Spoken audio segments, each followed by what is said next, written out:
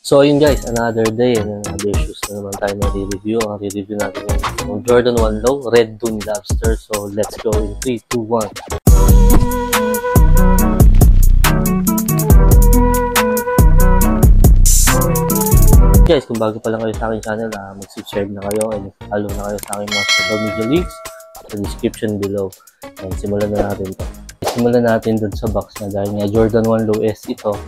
So yung box niya is iba dun sa mga typical Jordan 1 Low na merong Jumpman logo lang na gold sa ibabaw. So ito lang naman ay merong Air Wings logo dito sa gawing corner niya and dun sa magkabilang side. So yun lang na may pinagkaiba niya. Then yung paper lang niya medyo marami lang and walang 23 na logo para dito sa sapatos nito. Then sa toe box niya, ang color blocking lang niya is yung Dune Red, then white lang din. So yung mudguard niya is kulay Dune Red and color white. Then sa gilid, sa kabilang gilid, yung swoosh niya is yung Dune Red lang din. Then color white, sa kabilang side. Then sa heel tab niya, sa likod, color Dune Red lang din. Then yung naka-embroid na Wings logo ay kulay red na parang ma-orange sa tingin ko guys. And shoelace niya, color red. Then Dune Red din. Pupunta sa tang, color white. Then yung Jumpman logo. So, sa loob, makikita mo lang din na may Jumpman logo sa loob. Then sa midsole, so yung midsole niya medyo dito yung parang kakaiba. Nuna akala ko ba't yan to. So sale yung color niya pati yung tayo, pero may makikita kayo na maliliit na ibang color na ginamit, parang hinalo dun sa material niya.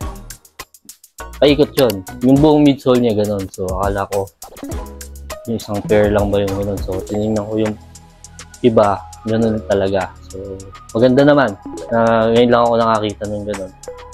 Then, yung sinasabi ko na style na yon, yung design na yon, hanggang dun sa ilalim. So, ano ilalim yung outsole niya na kulay Dune Red lang din. So, ganun din yung ginamit. Parang may mga nakahalo na maliliit na square na makikita nyo na yung ibang kulay. So, maganda siya.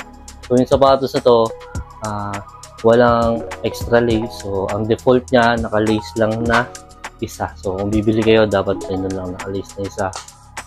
Or, kung sabihin naman nung binila nyo, nilace lang nila Pacific or okay lang. So, mahalata mo naman kung fake yung sapatos o hindi. So, then, yung quality ng leather nito is dahil nga SE, maganda yung ginamit na quality ng leather sa aking opinion. Hindi siya ganun katigas, hindi rin siya ganun kalambot. So, yun siguro yung pinagkaiba ng mga SE sa typical na Jordan 1 Low, pero halos same lang. Magkaiba kasi pag yung OG naman yung nahawakan. So punta tayo sa sizing. So sa sizing nito, tulad ng ibang Jordan 1 Low, true to size to. Ano ba yung true to size? Kung may mga existing ka na sapatos na size 9 ka, size 10 ka, US, so yun lang din yung bibilin mo. So kung gusto mo ng medyo maluwag, optional yon, nasa sa'yo yun. So kung gusto 8.5 ka, half size lang, itaas mo, huwag kang mag full size So yun guys, so napansin ko na maraming nanonood ng video pero hindi subscribe. So please subscribe sa aking channel. And yun lang, and peace out.